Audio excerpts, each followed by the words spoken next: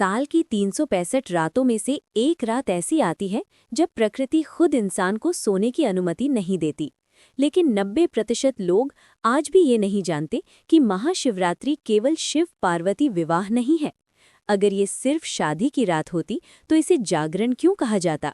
अगर ये सिर्फ व्रत होता तो इसे महान रात्रि क्यों कहा जाता? और सबसे बड़ा सवाल, 1. भगवान शिव सब स्वीकार करते हैं, लेकिन उनकी पूजा में शंख क्यों वर्जित है? 2. केतकी का फूल क्यों नहीं चढ़ाया जाता? 3. गिरनार के मृगी कुंड में कुछ नागा साधु डुबकी लगाकर गायब क्यों हो जाते हैं? आज हम पौराणिक कथाओं, अनसुलझे रहस्यों और गहरे विज्ञान को एक साथ जोड़कर महाशिवरात्रि की उस रात को डिकोड करेंगे। ये वीडियो सिर्फ कहानी नहीं, चेतना का दरवाजा है। अनंत ज्योति का प्रकट होना, अहंकार का अंत। समय के चक्र को पीछे घुमाइए। जब सृष्टि के रचयिता ब्रह्मा और पालनकर्ता विष्णु के बीच प्रश्न उठा, श्रेष्ठ कौन? विवाद युद्ध में बदल गया। तभी शून्य से प्रकट हुआ एक अनंत प्रकाश स्तंभ, न आदि न अंत। ये था ज्योतिर्लिंग, स्वयं शिव का निराकार स्वरूप। विष्णु ने वराह रूप लेकर जड़ खोजी, ब्रह्मा हंस बनकर शिखर की ओर उड़ चले। विष्णु लौट आए, स्वीकार कर लिया कि ये अनंत है, पर ब्रह्मा ने केतकी फूल को साक्षी बनाकर असत्य कहा, और वहीं से 1. ब्रह्मा की पूजा दुर्लभ हो गई। 2. केतकी फूल शिव पूजा से वर्जित हो गया। क्यों?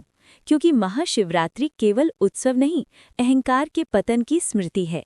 शंख क्यों वर्जित है? जहाँ विष्णु की पूजा शंख के बिना अधूरी, वहीं शिव अभिषेक में शंख वर्जित है।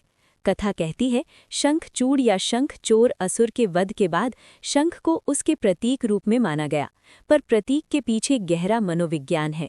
शंख समुद्र का, सृष्टि का विस्तार है। शिव शून्य के, मौन के प्रतीक हैं। जहाँ शोर है वहाँ शिव नहीं, जहाँ मौन है वहीं महादेव। समुद्र मंथन, विषपान का विज्ञान। जब हलाहल विष निकला, पूरा ब्रह्मांड नष्ट होने को था, तभी शिव ने उसे पिया, लेकिन निगला नहीं, कंठ में रोक लिया। वही बने नीलकंठ। इसका अर्थ, 1. जीवन का विष समाप्त नहीं होता, उसे चेतना में रोकना सीखो। 2. उसे भीतर फैलने मत दो।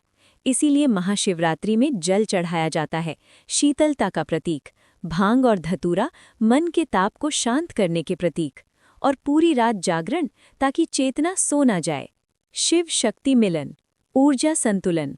सती का वियोग, शिव का वैराग्य, सृष्टि असंतुलित हो गई। फिर पार्वती का तप, हजारों वर्षों का संकल्प। शिव ने परीक्षा ली, प्रेम जीता, और शिव शक्ति का मिलन हुआ। ये विवाह केवल 2 देहों का नहीं था, ये था consciousness plus energy, awareness plus action, silence plus creation.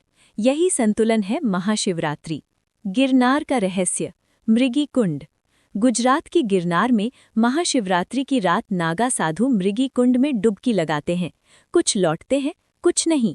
किंवदंती कहती है, ये साधारण जल नहीं, ये साधना का द्वार है।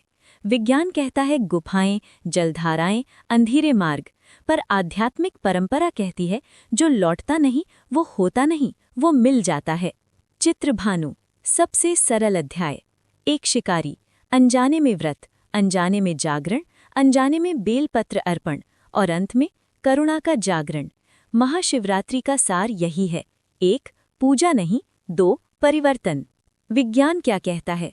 महाशिवरात्रि की रात ग्रहों की स्थिति ऐसी होती है कि पृथ्वी की ऊर्जा ऊर्ध्व दिशा में प्रवाहित होती है। इसीलिए 1. बैठो सीधा, 2. जागो, 3. मौन रहो, 4. जपो। ये सिर्फ धर्म नहीं, न्यूरोलॉजिकल अलाइनमेंट है। तो महाशिवरात्रि न केवल विवाह, न केवल व्रत, न केवल कथा। ये है 1. अंधकार में चेतना जगाने की रात, 2. अहंकार को समाप्त करने की रात, 3. भीतर के विष को रोकने की रात, 4. शिव को बाहर नहीं, भीतर खोजने की रात। अगर आज इस वीडियो ने आपकी महाशिवरात्रि की समझ बदल दी, तो नीचे कमेंट में पूरे विश्वास से लिखिए, हर हर महादेव। 1. लाइक कीजिए अगर आप इस बार महाशिवरात्रि केवल व्रत नहीं, चेतना के साथ मनाएंगे। 2. शेयर कीजिए उस व्यक्ति से जो शिव को केवल देवता समझता है, तत्व नहीं। याद रखिए, शिव मंदिर में नहीं जागते, वो जागते हैं जब आप अपने भीतर के अंधकार को पहचानते हैं। शिव कोई मूर्ति नहीं, एक अवस्था है, और महाशिवरात्रि उसी अवस्था में प्रवेश का द्वार। डू सब्सक्राइब टू धर्मावर्स, क्योंकि यहाँ हम कथा नहीं सुनाते, हम चेतना जगाते हैं। हर हर महादेव।